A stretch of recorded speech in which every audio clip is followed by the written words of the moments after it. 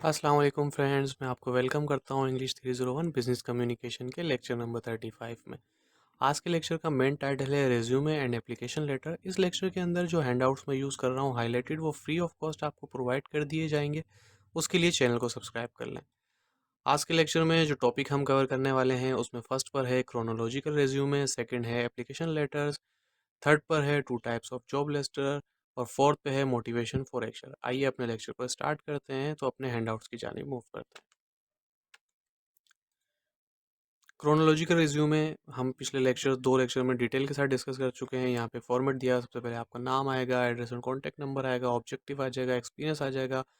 यहाँ पे यानी कि किस डेट से लेके किस डेट तक किस ऑर्गेनाइजेशन में आपने क्या क्या काम किया है वो आप लिख सकते हैं, और इस तरीके से आप डिटेल भरा सकते हैं। एजुकेशन लिख सकते हैं, personal detail, language and technical skills, ये सारी चीज़ें आप लिख सकते हैं। उसके बाद आ जाती है एप्लीकेशन लेटर या कवर लेटर की बात। Whenever you submit your resume, accompany it with cover or application letter to let your reader know what you are sending. जब भी आप कोई रिज्यूमे सबमिट करते हैं और इसको कवर लेटर के साथ या एप्लीकेशन लेटर के साथ आप सबमिट करें, तो वो आपके लिए बेनिफिशियल रहती है। किस तरीके से कि आपका एप्लीकेशन लेटर जो है वो own style letter is in your own style rather than choppy short hand style of your resume. यानी कि आप जब एक कवर लेटर लिखते हैं तो बहुत सी चीज़ें जो हैं आप अपनी रिज्यूमे में कवर कर सकते हैं। रिज्यूमे में जो है आपने क्रोनोलॉजिकल ऑर्डर को फॉलो करना है, एक फॉर्मेट को फॉलो करना होता है, और आप इतनी इतनी ज़्यादा डिटेल नहीं लिख सकते। लेकिन एप्लीकेशन लेटर के पास आपके पास ये थोड़ी बहुत चॉइस होती है, थोड़ा बहुत आपके पास मार्जिन होता है कि आप अपनी मर्ज़ी के वर्ड और अपनी मर्ज़ी का स्टाइल इसमें चूज़ कर सकते हैं एक हद तक। Send your resume and application letter together because each has a unique job to perform. आपको कोशिश करनी चाहिए कि रिज्यूमे और एप्लीकेशन लेटर एक साथ भेजें, क्योंकि दोनों की एक यूनिक जॉब होती है जो इसकी परफॉर्म करनी होती है इन्होंने। Learn something about organisation you are applying and focus on your audience. यानी कि आप जिस ऑर्गेनाइजेशन में अप्लाई कर रहे हैं उसके बारे में आपको थोड़ा बहुत पता होना चाहिए कि वो ऑर्गेनाइजेशन क्या बनाती है, की पर्सन कौन है, कैसी जॉब्स वहाँ पर ओपन होती हैं, उसका स्टॉक कैसे परफॉर्म कर रहा है, कैसी उसकी परफॉर्मेंस जा रही है। सारी चीज़ें आपको थोड़ा बहुत पता होना चाहिए, और ये ईजिली इंटरनेट से मिल जाती हैं। Imagine your self in the recruiter situation. आप कोशिश करें कि आप जो है अपने आप को इस उस जगह पे रख के सोचें कि जिस एचआर मैनेजर के पास आपकी सीवी जा रही है, अगर आपके हाथ में एज अ मैनेजर के तौर पर वो सीवी आती तो आप क्या सोचते हैं, और एक रियलिस्टिक ओपिनियन बनाए अपने लिए। इसमें बायस ना हो, यानी कि मतलब ही हो गया अपने लिए, अच्छा मत सोचें। कोशिश करें जितना आपको क्रिटिसाइज कर सकते हैं आप करें, क्योंकि आप सबसे अच्छा अगर किसी को आप एनालाइज कर सकते हैं तो वो आप अपने आप को एनालाइज कर सकते हैं। अपने आप से आप झूठ नहीं बोल सकते। Including nothing in your cover letter that already appears in your resume. कोशिश करें, आपके पास एक अचीवमेंट है, आप रिज्यूमे के साथ साथ अपना एप्लीकेशन लेटर लिख सकते हैं, तो कोशिश करें जो चीज़ें आपने अपनी रिज्यूमे में लिख दी हैं वो चीज़ें अपने एप्लीकेशन लेटर में ना लिखें। Keep your letter straightforward, fact based, short, upbeat and professional. यानी कि ये 5 स्किल्स जो हैं ये आपके पास होनी चाहिए, और आप इसको अप्लाई करें अपने लेटर कवर लेटर की राइटिंग के दौरान। स्ट्रेट फॉरवर्ड रहें, फैक्ट बेस्ड बात करें, शॉर्ट रखें, अपबीट बात करें और प्रोफेशनल बात करें। Drafting cover letter, be specific, avoid general objective, be as clear as possible about the kind of opportunity industry you are looking for. यानी कि जनरल ऑब्जेक्टिव, जो जनरल बातें होती हैं वो आप नहीं लिखें, वो सबको पता है। स्पेसिफिक टू द पॉइंट रहें, इधर उधर की बातें ना कर रहे हैं, इरेलीवेंट इन्फॉर्मेशन जो है उसके अंदर ऐड ना करें। Make email cover even shorter when sending a cover letter by email, make it a bit shorter that traditional application letter. Remember email address want the gist very quickly.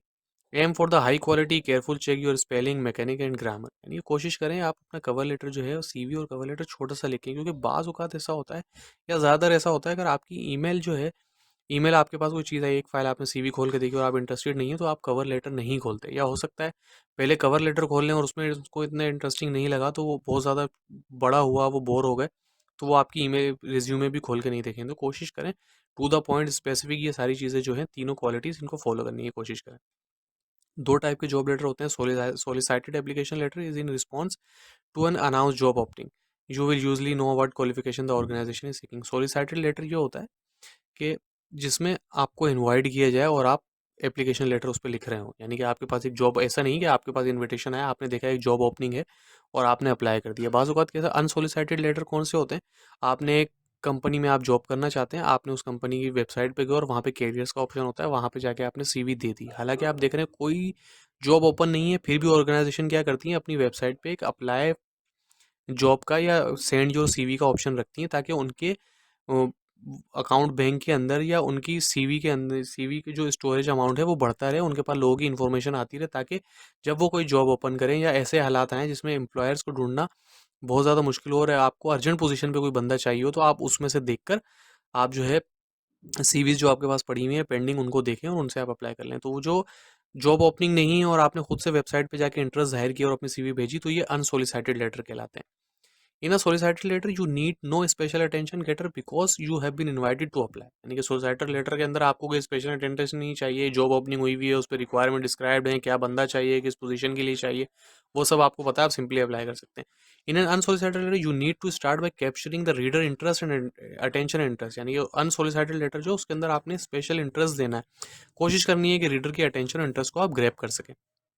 Getting attention interest किस तरीके से हासिल करेंगे, idea approach, AIDA approach जो है पीछे lecture में बहुत ज़्यादा डिस्कस कर चुके हैं, आप पिछले लेक्चर देख लें, इंशाल्लाह आपको समझ में आ जाएगा इसका मतलब क्या होता है।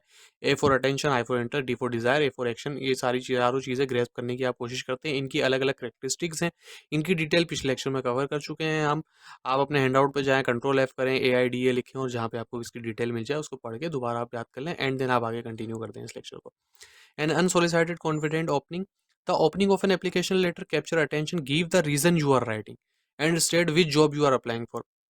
एक एप्लीकेशन लेटर की ओपनिंग जो है वही अटेंशन कैप्चर कर लेती है, और जो आपका रीडर है उसको पता एक रीज़न दे देती है कि आप ये लेटर क्यों लिख रहे हैं और कौन सी पोजीशन है जॉब की जिसके लिए आप अप्लाई कर रहे हैं।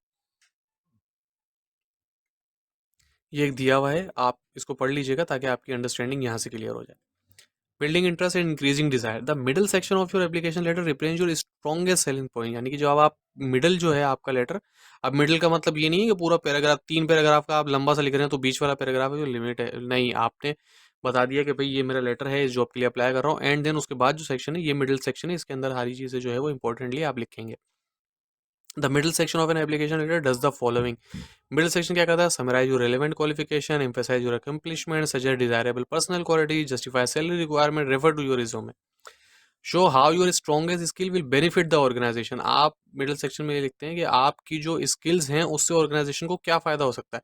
आर 20 years ओल्ड हिज और her third year of college might begin like this. यानी कि एक बंदा जो कि 20 साल का है और वो कॉलेज में पढ़ रहा है, वो इस तरीके से लिख सकता है, when you need a secretary in your export division who can take shorthand at 125 words a minute and transcribe notes at 70 in English, Urdu और पुर्तगीज, कॉल मी। यानी कि देखें उन्होंने क्या बता दिया कि 125 वर्ड जो है वो 1 मिनट में लिख सकती हैं या लिख सकते हैं जो भी साहब हैं, और नोट्स जो हैं वो ट्रांसक्राइब अगर नोट्स करने को देंगे तो 70 कर सकती हैं, ए, और इंग्लिश, उर्दू और पुर्तगीज में भी लिख सकती हैं।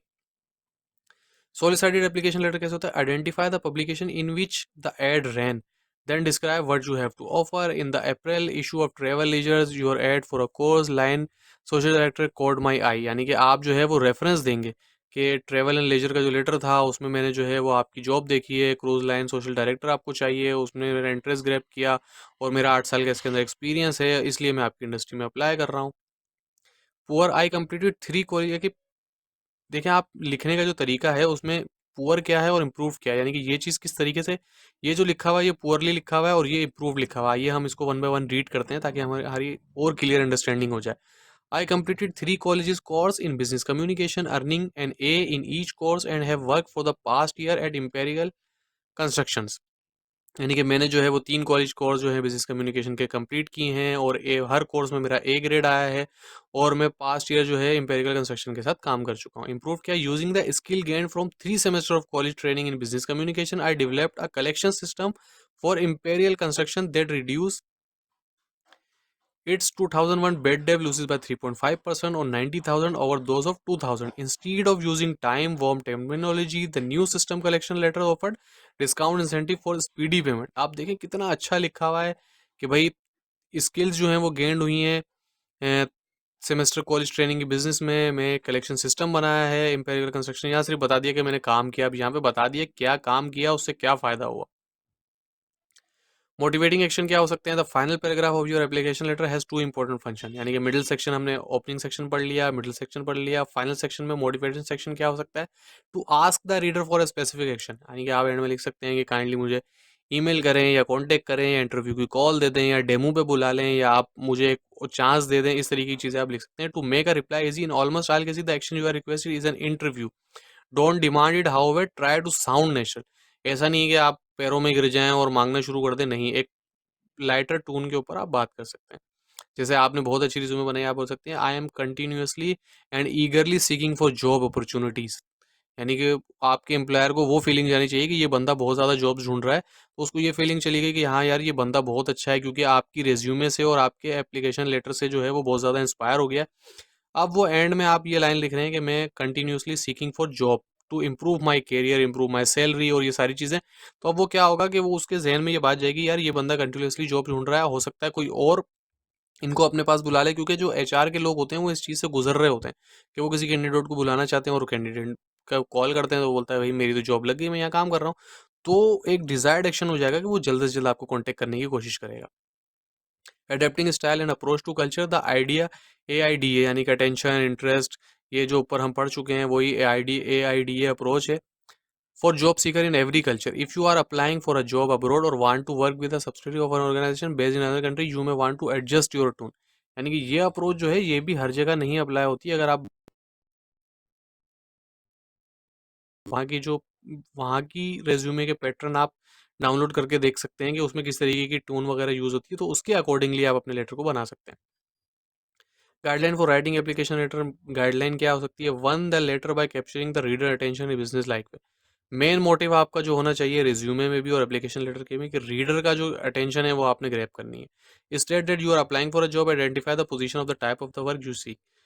क्लियरली आप लिखें कि किस जॉब के लिए अप्लाई कर रहे हैं, किस पोजीशन के लिए अप्लाई कर रहे हैं, क्या काम आप करना चाहते हैं, आपकी स्किल एंड कैपेबिलिटीज उसके अकॉर्डिंगली होनी चाहिए। एलिमिनेट बूस्टिंग एंड एग्जेगरेशन, यानी कि कोशिश करें कि बहुत ज़्यादा अपने आप को बहुत अच्छा और बहुत आलिम फाजिल और बहुत चीता दिखाने की कोशिश ना करें, बल्कि जो काम आपको आता है वही लिखें, क्योंकि क्रॉस क्वेश्चनिंग हो सकती है और बाज़ दफ़ा इंटरव्यू में आपको सिस्टम पे बिठा भी दिया जाता है और आपसे काम करके डेमो करके भी दिखाया जाता है, तो उस टाइम पर बहुत शर्मिंदगी होती है। Demonstrate your knowledge of the organisation by citing its operation और ट्रेंड्स इन द इंडस्ट्री, यानी कि आपकी जो नॉलेज है उसको आप डेमोस्ट्रेट करने की कोशिश करें कि किस किस इंडस्ट्री में आपने काम किया है, क्या क्या काम आपको आता है। अगर आपको कोई मशीन ऑपरेट करना आती है, कोई सॉफ्टवेयर ऑपरेट करना आता है, तो आप उसकी क्रिटिकल टर्म्स लिख सकते हैं जो कि सिर्फ उसी बंदे को पता हो जिसको वो सॉफ्टवेयर चलाना आता है। Link your education experience personal quality to the job requirement, यानी कि मेन फीचर है आप जिस जॉब के लिए अप्लाई कर रहे हैं उसकी जो जेडी दी हुई है, जॉब रिक्वायरमेंट है, जो जो काम आपको करना है उसके अकॉर्डिंगली आप कोशिश करें अपनी एजुकेशन एक्सपीरियंस और पर्सनल क्वालिटी को उसके साथ रिलेट करने की कोशिश करें। तो गाइज ये था आज का लेक्चर। उम्मीद करता हूँ आपको समझ में आया होगा। कोई आपके जहन में इंप्रूवमेंट पॉइंट है, कोई हमारे लिए सजेशन है, कोई सवाल है, तो कमेंट सेक्शन में बताएं। I will try my 110% to answer you. Video को लाइक करें, शेयर करें, चैनल को सब्सक्राइब कर लें, इससे हम मोटिवेट होंगे कि हमारे सब्सक्राइबर बढ़ेंगे और हम ज़्यादा से ज़्यादा लोगों तक रीच कर सकेंगे। और आपका फ़ायदा ये होगा, सब्सक्राइब कर लेंगे, बेल आइकन को क्लिक कर लेंगे तो फाइनल टर्म आने वाले हैं। हम सब्जेक्टिव क्वेश्चन और एमसीक्यूज की इंपॉर्टेंट फाइल्स डालने की कोशिश करेंगे अपने चैनल के ऊपर। उसको आप देखेंगे तो आप पेपर अच्छा अटेम्प्ट कर सकते हैं। दूसरा क्विज, जीडीपी, असाइनमेंट वगैरह जैसे ही आते हैं तो हमारी कोशिश होती है जल्द से जल्द उनका सोल्यूशन अपलोड कर दें। वो आप देख लेंगे तो आप एक अच्छा रिजल्ट हासिल कर सकेंगे। तो आज की वीडियो में इतना ही, मिलते हैं अगली वीडियो में। जब तक के लिए अल्लाह हाफिज़।